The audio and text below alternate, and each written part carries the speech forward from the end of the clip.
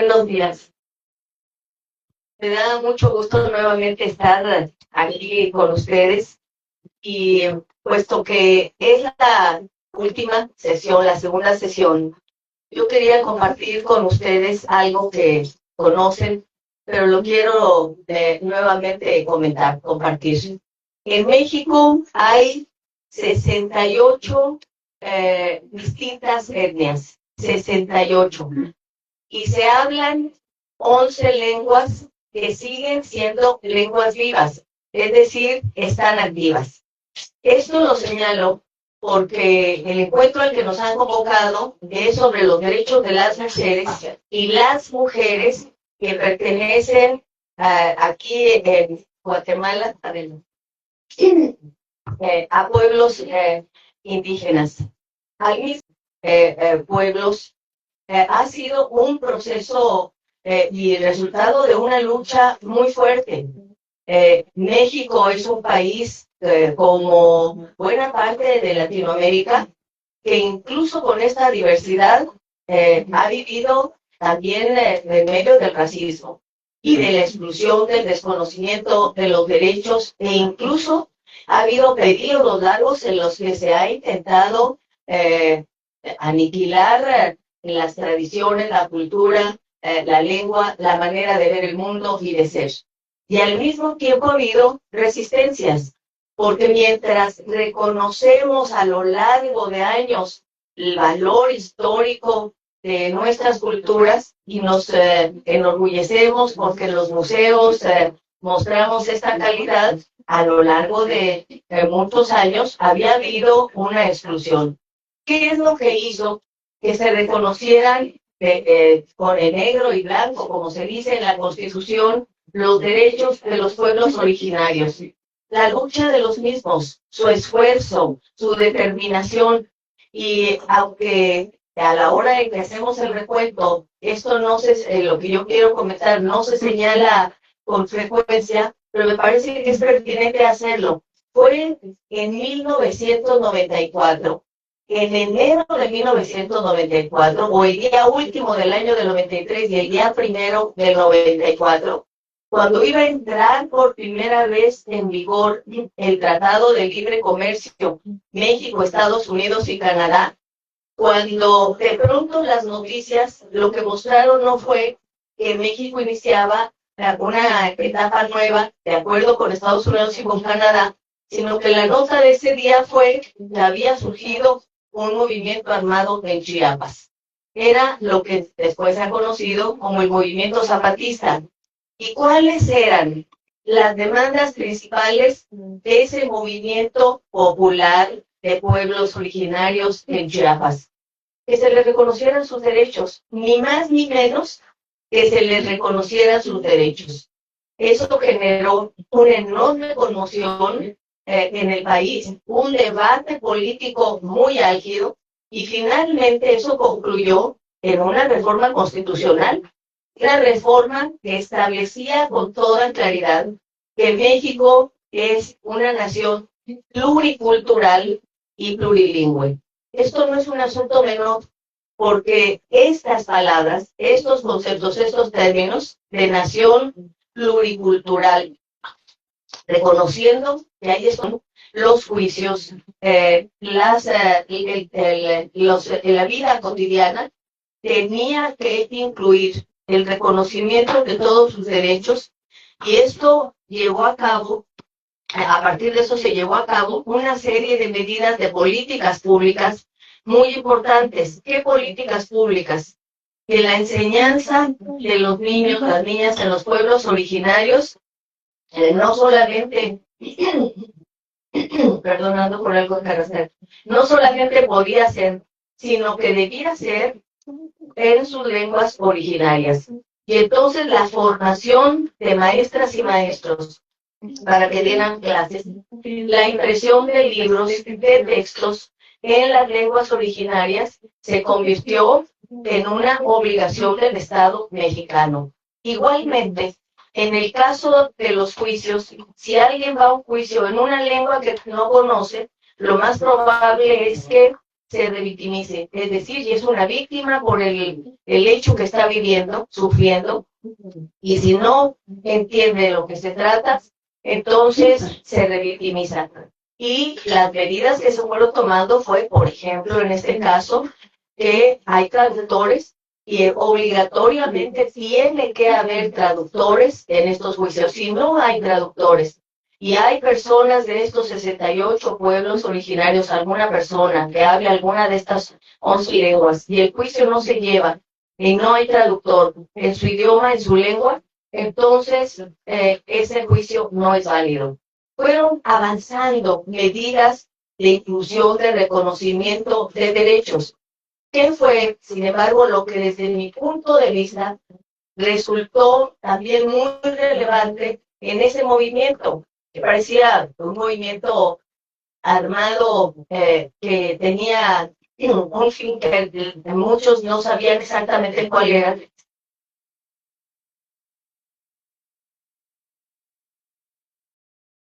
Y en fin, se hicieron visibles y dijeron, queremos que se nos reconozca. Pero ¿cuál fue uno de los elementos? Estamos aquí en un evento de mujeres, de pueblos originarios de Guatemala. ¿Cuál fue el elemento discordante, o yo diría distinto, que surgió respecto de las mujeres?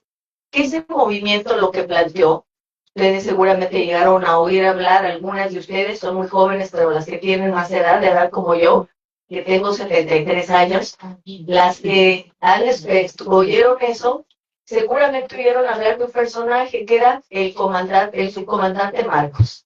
Bueno, y el subcomandante Nacho. Pero ¿qué fue lo que plantearon? Que de todos los usos y costumbres que debían ser respetados, había algunos que tenían que cambiar y que no tenían por qué seguirse respetando. Y era el trato hacia las mujeres. El trato a las mujeres.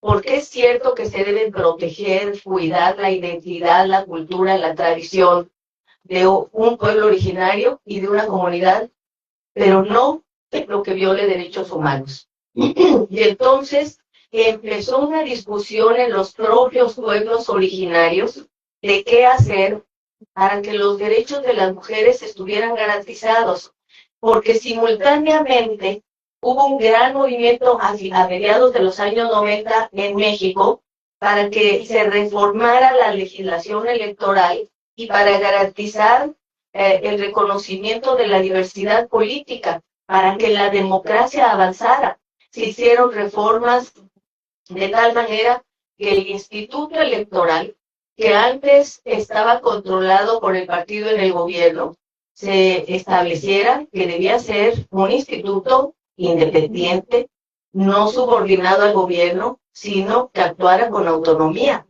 Y el peón del Consejo del Instituto Electoral ya no tendría una composición de los partidos políticos votando, pero el partido en el gobierno con más votos que los demás, sino que se ciudadanizó, los partidos participan con voz, pero no votan en el Instituto Electoral. Ahora que se promovió una reforma para que hubieran consejeras y consejeros ciudadanos, que son los que determinan la vida del Instituto Electoral. Hubo una serie de reformas importantes. Y entre esas reformas, lo que se planteó es también, en el caso de los pueblos originarios, que las elecciones en esos lugares debían ser no como en el resto del país, sino de acuerdo con sus usos y costumbres. Es decir, si en un pueblo originario es la asamblea de la comunidad la que determina las candidaturas, eso en nuestra Constitución y en nuestra ley electoral está establecido, que se respetan esos usos y costumbres. Pero puesto que también estábamos en el movimiento de mujeres impulsando la participación, se estableció que debería haber candidaturas de mujeres en las comunidades de todo el país y en los pueblos originarios. Y lo que sucedió fue, yo le llamo otro tipo de revolución, porque las mujeres de estos pueblos originarios empezaron a plantear que tenían derechos de ser la presidenta municipal del municipio, de participar en las candidaturas para ser síndicas y también para estar en el ayuntamiento integrando mi cabildo. Lo que hemos vivido a lo largo de estos años no solamente ha sido la resistencia para que las mujeres estemos presentes y se ha tenido que legislar para obligar, como lo decíamos ayer, nuestra compañera de Bolivia hizo una intervención magistral de cómo se ha avanzado en la legislación. Es muy parecido a lo que ha sucedido en México. Creo que Bolivia y México son los dos países que tienen la legislación más similar en materia de avance de derechos políticos y especialmente en relación con las mujeres. Pero entonces lo que sucedió es que las mujeres empezaron a decir, yo voy a participar. No ha sido un asunto fácil, porque han ido a competir, han participado, pero han vivido el hostigamiento de los propios compañeros hombres. Hay casos que son casos extremos. Por ejemplo, hace muy poco en Oxiuc, en Chiapas, vecino aquí de Guatemala, una mujer indígena muy inteligente, muy valiente, muy determinada, recorrió las casas, las familias, las viviendas y ganó la presidencia municipal de la asamblea. ¿Qué fue lo que hicieron el síndico y los miembros del cabildo, los hombres? Se reunieron con ella y le dijeron que si no renunciaba al cargo, la iban a violar, porque no aceptaban que una mujer fuera presidenta municipal. Pero es tan valiente esta mujer, y lo menciono porque es un caso público. Ella fue al Tribunal Electoral. El Tribunal Electoral en México determinó que no solamente debería mantenerse en el cargo, sino que ordenó al gobierno del estado y al Congreso del estado de Chiapas que tenían legazos que lo que muestran es que tenemos todavía mucho camino por andar. Y el camino por andar es el de nuestros derechos, ni más ni menos que nuestros derechos. Y a veces cambiar las tradiciones y las costumbres que no respetan nuestros derechos resulta muy difícil, porque puede ser que tengamos una diferencia con el hermano, con el padre, con un ser muy cercano. Y cuando digo que incluso con la familia, es porque hay casos en Oaxaca, hubo un caso también muy conocido nacionalmente, en el que una joven decidió ser candidata a presidenta municipal en su municipio, compitió, participó activamente y ganó en la asamblea. Y públicamente en la plaza, quien habló rechazando que ella asumiera. Hemos tenido y tendremos que enfrentar resistencias en todos los ámbitos. Y por eso reuniones como estas son tan importantes, porque ¿cuál es la lección? Primero, la lección en estas sesiones de ayer y de hoy son que tenemos derechos humanos.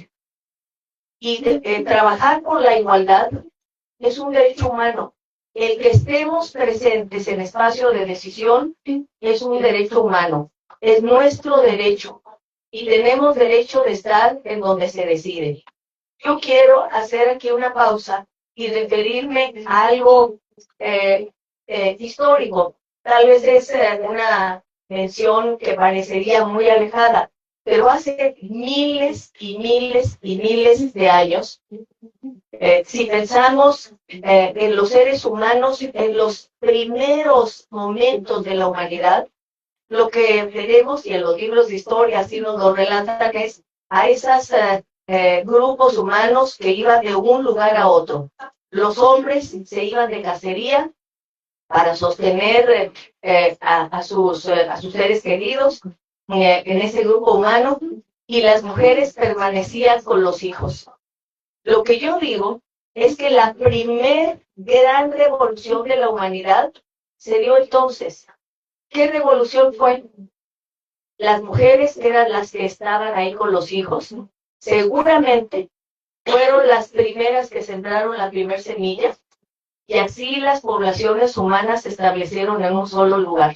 Porque ellas sembraron, porque ellas produjeron el alimento, porque los grupos humanos que iban de un lado a otro ya no tuvieron que hacerlo. Y si las mujeres son las que han hecho la primer gran revolución de la humanidad, que significó establecerse en un lugar, ¿qué fue lo que pasó a lo largo de la historia? Para que dijeran que entonces no teníamos derecho a estar en donde se decide, que nuestro lugar solo era el de la casa, que además es importantísimo, es el más importante de todos, porque si no se hiciera lo que hacemos en la casa, no existiría la humanidad. En la casa, eso que es un trabajo, y así hay que decirle, hay que nombrarlo como trabajo, es un trabajo que sostiene la vida todos los días de toda la humanidad. Sin embargo, no se le ha denominado trabajo. Y entonces, si las mujeres hicieron la primera gran revolución de la humanidad, si nuestro trabajo todos los días sostiene la vida, todos los días, con los cuidados, con la alimentación, con la limpieza, con todo lo que hacemos, entonces tenemos derecho, porque tenemos derechos humanos, pero además porque es una deuda que tiene la humanidad con nosotras, de estar en los espacios de poder político. Y tenemos que remontar eso que llamamos el patriarcado, que atraviesa a todo el planeta. No importa de qué país se trate, si es Rusia, China, Estados Unidos, Argentina, México, etcétera, ahí está el patriarcado, diciendo el poder es de nosotros. Y hemos ido conquistando espacios, derechos, transformaciones en la legislación como resultado de un gran esfuerzo.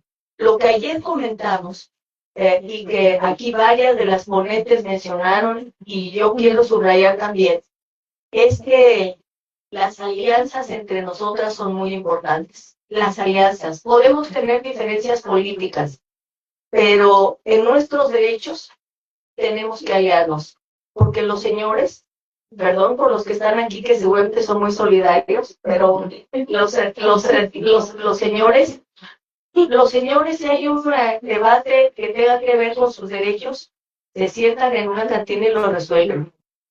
Pero nosotras nos tienen aisladas, separadas. Tenemos que unirnos en nuestros derechos. Y cuando digo que se unen, hoy también hay que hacer un paréntesis, ya comentarles, darles, compartirles lo que sucedió hace 2 años en el Congreso, en la Cámara de Diputados en México. Estábamos en el debate porque habíamos promovido lo que ayer les comenté, la ley 3 de 3. La ley 3 de 3 es, entre esos 3 cuestiones que defendimos, una era que ningún hombre que no pagara pensión alimenticia podía ser registrado como candidato, que se le rechazara ser candidato. Ningún hombre que estuviera acusado por ser violentador de su familia, porque le pegaba a su mujer, porque le pegaba a los hijos, podía ser registrado como candidato. Y en la Cámara de Diputados en México, yo era diputada en ese momento, hace 2 años, el debate político era durísimo. Los de el PRI, el PAN, no se hablaban con los de Morena, PT y Verde. El debate era tremendo. No se hablaban entre ellos. Se decían grosería y media en la tribuna. Pero cuando promovimos esto, fíjense nada más, no en la tribuna, no abiertamente, los dirigentes de todos esos partidos que no se hablaban y que no se podían ver en pintura, se reunieron para que no pasara nuestra reforma. Se reunieron para que no pasara nuestra reforma, porque seguramente todos sentían que en algún momento ellos no iban a querer pagar la pensión alimenticia a sus hijos si se divorciaban, o porque a lo mejor alguno decía, o ya le pegué a mi mujer, o le voy a pegar algún día. Y luego ya no voy a poder ser candidato, ya no voy a poder ser diputado, presidente municipal, gobernador, presidente de la República, porque estas mujeres se les ocurre limitarme eso, ¿verdad? Y que yo no me puedan inscribir en las candidaturas. Bueno, menciono esto porque si ellos, nosotras tenemos que ponernos de acuerdo en nuestros derechos.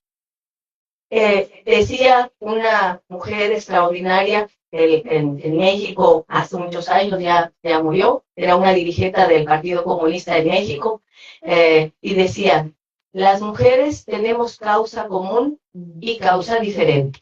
La causa común son nuestros derechos. La causa diferente son otros temas políticos, pero en nuestros derechos tenemos que estar unidas.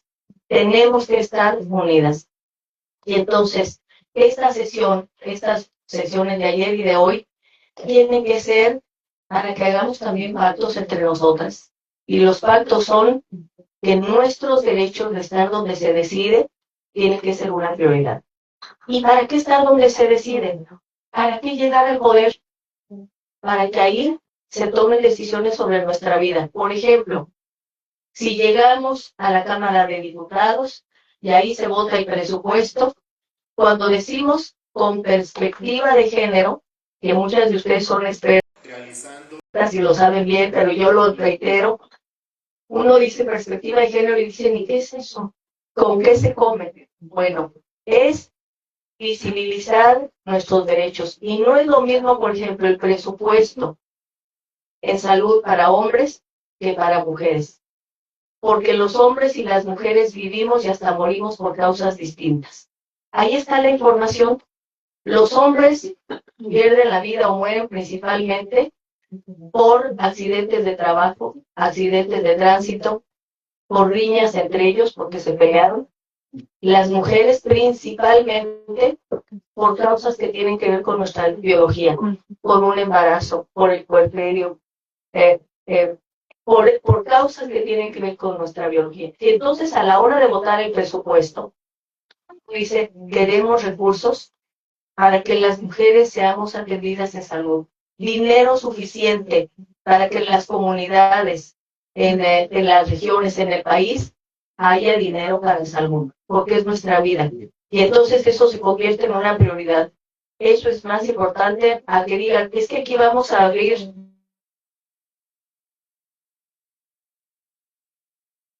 esta empresa. Entonces para eso necesitamos llegar a donde se decide, al poder, para que nuestros derechos y los de todas y todos estén incluidos.